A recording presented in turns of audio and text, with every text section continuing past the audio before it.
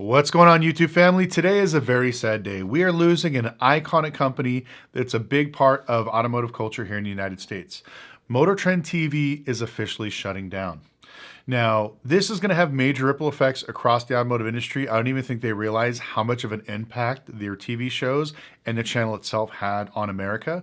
But that's what I want to explain through this video today. So it's a little bit different than my normal content, but I'm sure you guys will enjoy it. And I'm going to tell you a lot of stuff that I haven't shared with anybody else. So let's get into it. So if you watch my channel, more than likely you're a car guy. And I grew up loving cars. I remember getting my first subscription to Hot Rod magazine, I think back in 1995 while I was still in high school.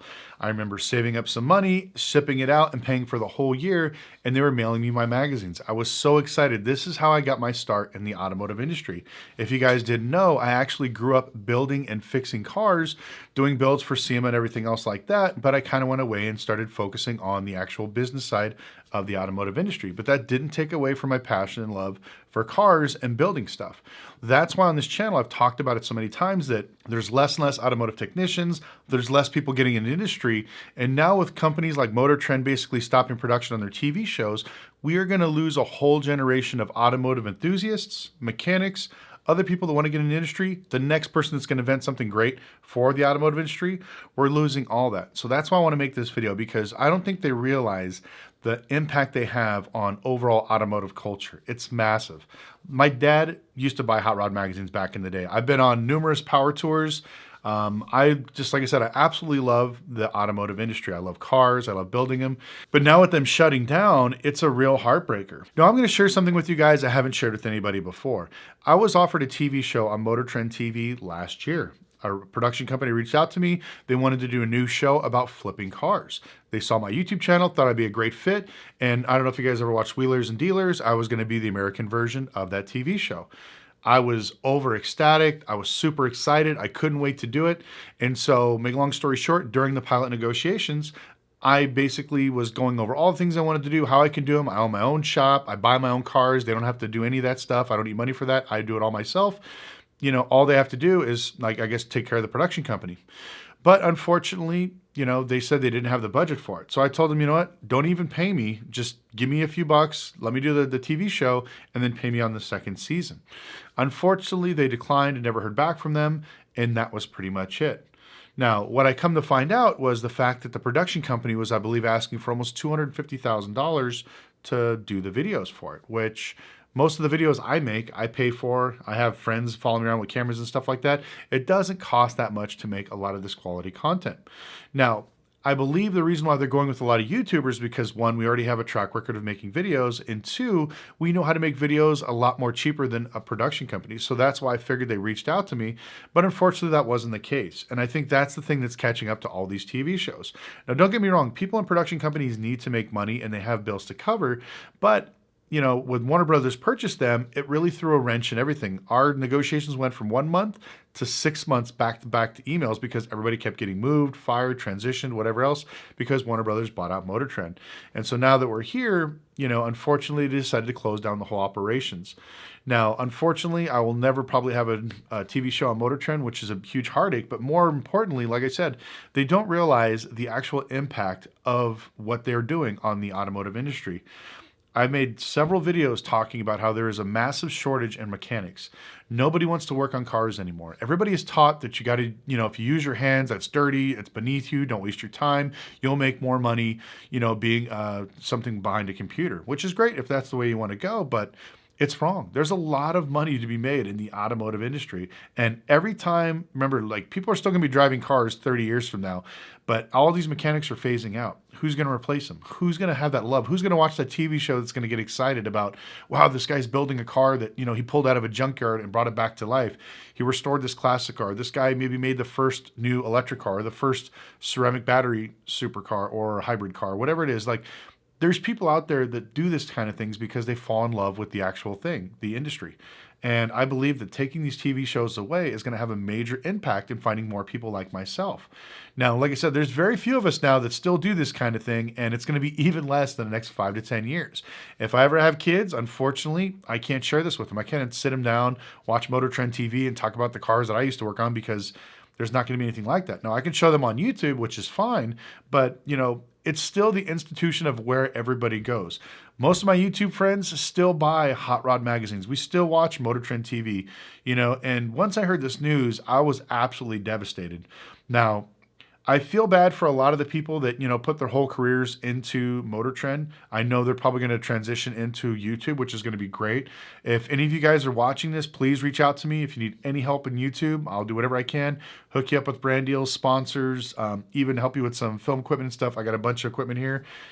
My whole goal is to hopefully get these guys into YouTube and get them making the great, amazing content that they used to. Now, I know it's going to be tight because, like I said, automotive YouTube is great, but our money is really not there. We're not some of the finance YouTubers where we get crazy money to do brand deals.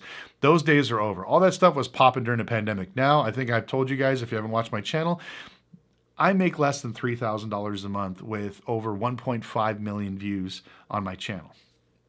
That's just the truth of the matter. It's not a whole lot of money. 90% of this stuff I pay out of my own pocket because I just love doing this. And I don't know anybody else that's crazy enough to do this for 4 years and lose thousands of dollars every single month. But the reason why I do it is because I know in the long term it will pay off, which I thought one of the things was going to be a Motortrend TV show. It didn't fall through. Now, I do have some amazing things I'm working on now, because of SEMA and all the notoriety I got from building the Tesla. I'm getting a lot more deals with other companies and more opportunities, and I'm super grateful for those things. And so if we can help pass this on to the next generation and even get some of these other guys from Motortrend TV to jump in, pop off on YouTube, I think it'll be great, and I'm super blessed to be in the spot where I'm at, but I'm even more blessed to actually been a part of watching this as I grew up, because I don't know if you guys remember Power Hour and stuff like that on the TV, but I used to watch that every Saturday and Sunday. I would sit there and I think Spike TV had another one. Pretty much every automotive show I grew up watching, and I tried to watch as much as I can. Now, when Pimp My Ride came out, I watched it, but it kind of killed the automotive industry because it kind of made fun of a lot of the silly stuff, which it was entertaining, but more than car stuff. But, watching somebody like Chip Foose draw something out in his brain and then build it with his hand is truly amazing. Now, I can't draw. I can build some really cool stuff, but, that's one of the things I'm jealous of. And people like Chip Foose are extremely rare. And now, I hate to say it, he's going to be one of a kind because I don't know very many people that are still fabricating. If you watch most of your YouTube friends, most of these guys are doing bolt-on accessories to regular cars. These guys doing these crazy builds are pretty much gone. I have to give a shout out to BS for Build. I love some of the stuff that he does. He's always thinking outside the box, which is fairly cool. We actually had a lot of the same ideas. I wanted to do the same, putting a modern Mustang, or a classic Mustang on a modern body. He did that before me. If you watch my intro video 4 years ago, I actually talked about doing that. And so it's amazing that, there's still people out there willing to push the limits of what they can think of and imagine in their minds. And after seeing these types of videos, it makes me want to do builds even more. Now, if you guys didn't know, I do a lot of builds on this channel, but for some reason, they don't get a lot of views. If I sit here and make fun of Jaguar, it'll get 100,000 views, or if I talk about the auto market, 400,000 or 500,000 views. But when I build something that's amazing, like my Mercedes 6x6, or the Tesla Model 3 that I cut in half, made it a two-door, and replaced all the drivetrain with a 2JZ, I thought that was amazing, and I did it in 60 days in my garage with Harbor Freight tools. That was even crazier. But after seeing this and realizing that it's an end of an era and it's never going to happen again, it's almost renewed my energy to go out and start building stuff again. So I think moving forward, I'm going to do a lot more builds. I'm actually working with Copart to hopefully maybe do something where they'll give me a car every single month and I can build it, because my passion, like I said, evolves around cars. I can make more money doing other stuff, but I still love tinkering with cars. If I can help entertain, educate, which I think is the cool thing, I don't want to do mindless content. If we can show people how to get into the industry, make money by either flipping cars, opening up a dealership rental car company, or just working on cars in general and having fun doing it, I think that is truly amazing. So I feel like these guys are passing the torch on to a lot of automotive YouTubers, and I think it's up to us to keep that, how do I say it? Keep that energy going, wanting to teach the next generation of car people how to truly love cars, how to appreciate other people's builds and stuff like that. Because if you guys met me in person, you see I'm exactly how I am on TV.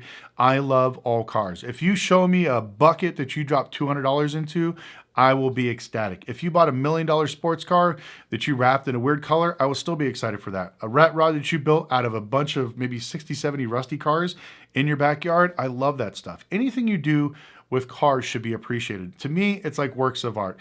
Everybody has their own way of expressing themselves. That's why I never bash other people's cars. I'll make fun of you, but I will never get on YouTube and be like, oh my God, this car's crap. I'll never enjoy it, because at the end of the day, a lot of stuff that I built when I was younger, people laughed at. I did motor swaps back in the day.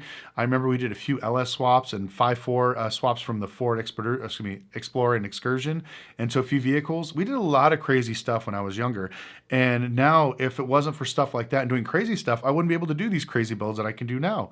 Building the Mercedes 6x6, the funny smart car, the Tesla. I got a bunch of other really cool projects I've never even shown you guys that I'm probably going to start putting on the channel, because, like I said, now that this icon is gone, I don't think it's coming back. And it really breaks my heart to say that, like I said, I grew up watching this stuff, and it wasn't for Motortrend TV, Hot Rod Magazine, and like Power Hour, and a lot of these automotive hosts, was the other guy, Stacey David. You know, I wouldn't be where I was at. So with gratitude in mind, I want to try to keep pushing forward, making really cool content, building fun stuff, and I hope you guys will join along with me, because, like I said, this is my passion, this is my love, so please stay tuned for that. And if you see a build video, do me a huge favor, like, subscribe, share it with a friend. You know, if you can go back, watch a few of my other build videos, you'll see why even me cutting my hands, stressing myself out, tacking myself out financially, you know, like this G-Wagon, I don't know if I told you guys, I'm $200,000 in debt from building it, but I built it because I love it. And I want to build it to show people, hopefully some kid somewhere, whether he's here in America or somewhere overseas, sees that and is like, dude, I can do that. That looks easy. And their head will just start thinking the same way I do. How can I take this apart? How can I make it work? And that's all we need, is more people to help push this industry forward. But anyways, a little bit different than my typical videos, but I hope you guys appreciated it. If you could do me a huge favor, please in the comment section put down any hosts, any automotive TV shows you liked. What are some of your favorite cars or builds that they did? Other shows that maybe I didn't mention? Any hosts you want to shout out? You know, all these people deserve a huge amount of credit, because a lot of people watch them for entertainment, but it's not only the entertainment factor, it's the fact that they pretty much changed the culture of the automotive industry here in America. And they're such a crucial part. I don't think they know that, and they should be rewarded. They should be celebrated. And, you know, putting something in the comment section will let them know that you are thinking about them. And I'm going to tag a few guys. A lot of these guys follow me on Instagram, so hopefully I can hit them up. But yeah, that's pretty much it. So I want to thank you guys so much for watching, and we'll see you next video.